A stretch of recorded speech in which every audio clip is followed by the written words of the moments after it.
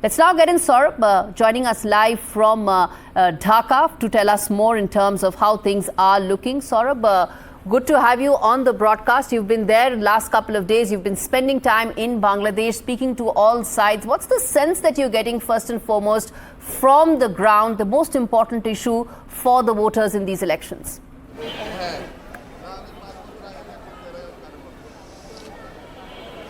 Well, since the morning at the main voting centres, there's been a considerable crowd and lines of voters who've been turning up to vote. Now, this is, of course, the polling booth where the Jamaat-e-Islami chief voted himself.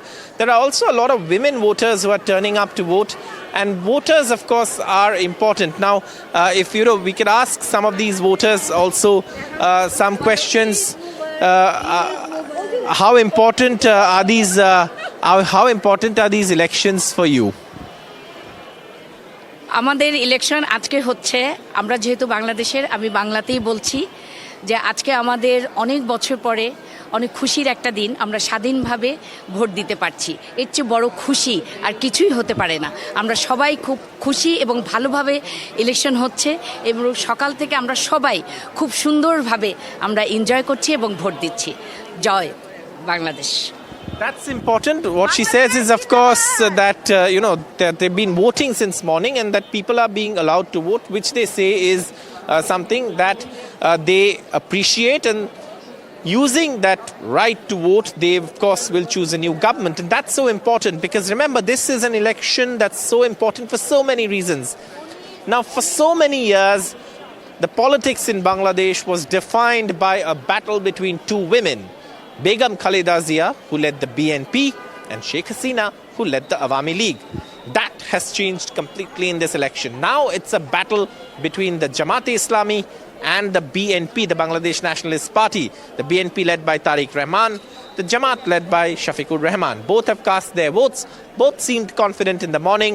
Tariq Rahman, of course, said that security, protection of everybody, security of women would be his top priority. The Jamaat chief said he's also confident of the party's performance.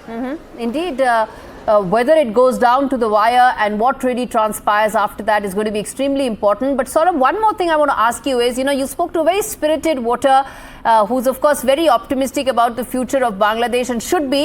But this is also an election where you have a referendum as well, right? So there are two ballots. One, who's going to be the next prime minister?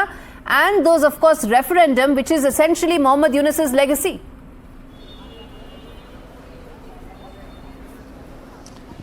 Absolutely. And the referendum, if it gets a yes vote, if the yes vote wins, then it is binding in a sense on Parliament to implement it.